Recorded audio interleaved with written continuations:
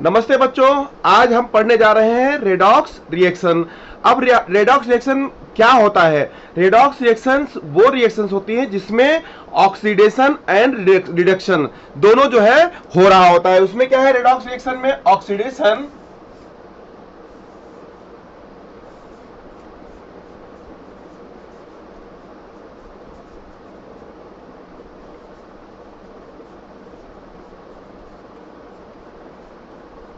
ये बच्चों ऐसी रिएक्शंस है जिसमें ऑक्सीडेशन एंड रिडक्शन दोनों हो रहा होता है। अगर कभी बात की जाए कि किसी रिएक्शन के अंदर सिर्फ ऑक्सीडेशन की बात की जाए तो वहां ये मानो कि वहां पर हाफ रिएक्शन की बात हो रही है, वहां पर हाफ रिएक्शन की बात हो रही है।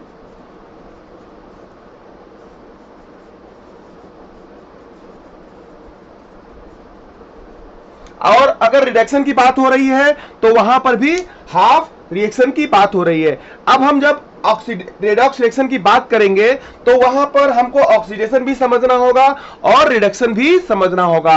अगर हम ऑक्सीडेशन और रिडक्शन की बात कर रहे हैं तो ये जो है ये क्या है? कॉम्प्लीमेंट्री है।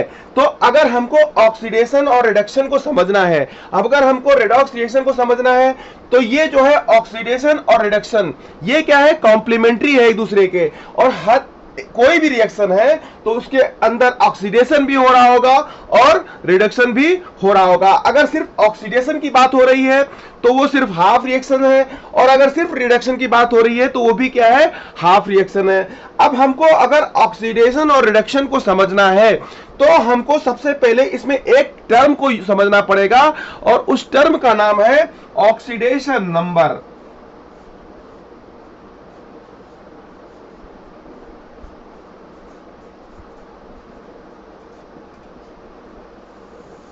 अब बच्चों ये तो समझ में आ गया कि रेडॉक्स रिएक्शन के अंदर ऑक्सीडेशन हो रहा है और रिडक्शन हो रहा है। और अगर हमको इसको रेडॉक्स रिएक्शन को समझना है तो हमको एक टर्म समझना पड़ेगा और वो टर्म का नाम है ऑक्सीडेशन नंबर। अब अगर हमको ऑक्सीडेशन नंबर समझ में आ गया तो हमको ये ऑक्सीडेशन और रिडक्शन की क्लैरिटी बहुत अच्छी तरीके से हो जाएगी। अब हमको ऑक्सीडेशन नंबर अगर हमको समझना है तो ऑक्सीडेशन नंबर क्या होता है? ये क्या होता है बच्चों? It is an apparent charge on an atom of species ion oblique molecule. It is an apparent charge on an atom of species is called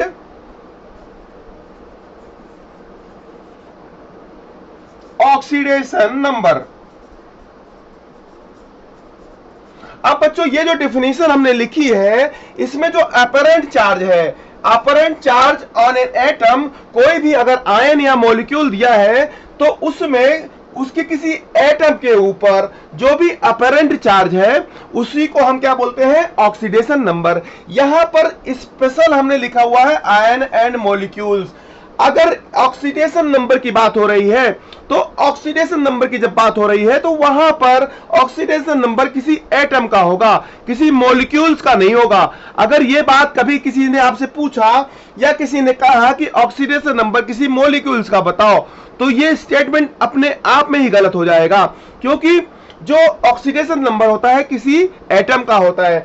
दूसरा, इसमें हमने क्या बोला है? अपरेंट चार्ज बोला है। अपरेंट चार्ज बोला है मतलब कि हमने मॉलिक्यूल्स नहीं बोला है, हमने जो है मैग्नीट्यूड नहीं बोला है। अपरेंट चार्ज मतलब कि वो पॉजिटिव भी हो सकता है और निगेटिव भी हो सकता है। मतलब हमारा जो ऑक्सीडेशन नंबर है इट कैन बी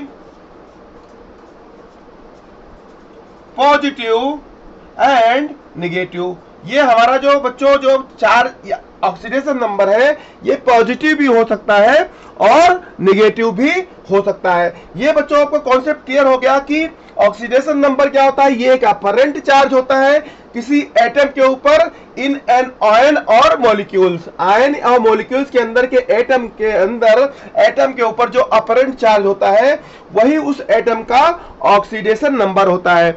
और इट कैन बी पॉजिटिव और निगेटिव, क्योंकि अपरेंट चार्ज जो है पॉजिटिव भी हो सकता है और निगेटिव भी हो सकता है। उसके बाद बच्चों से जो सेकेंड चीज है इसमें हमको ये समझना पड़ेगा कि जो ऑक्सीडेशन नंबर है इट कैन ओनली रिटर्न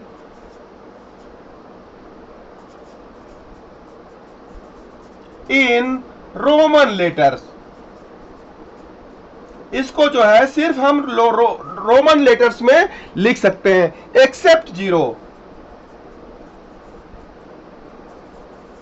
अगर हम 0 को छोड़ दें तो सारे हमारे जो ऑक्सीडेशन नंबर हैं ये जो है रोमन लेटर में लिखे जाते हैं। तो हो बच्चों आपको ये रेडॉक्स रिएक्शन की जो बेसिक कॉन्सेप्ट्स हैं ये आपको समझ में आया होगा। रेडॉक्स रिएक्शन को हम किस तरीके से जो है ऑक्सीडेशन और रिडक्शन में समझते हैं वो आपको समझ में आया होगा। और इनको समझने के लिए एक जो टर्म ऑक्सीडेशन नंबर यूज की जाती है वो आपको अच्छी तरीके से समझ में आ गया होगा। तो बच्चों थैंक यू वेरी मच।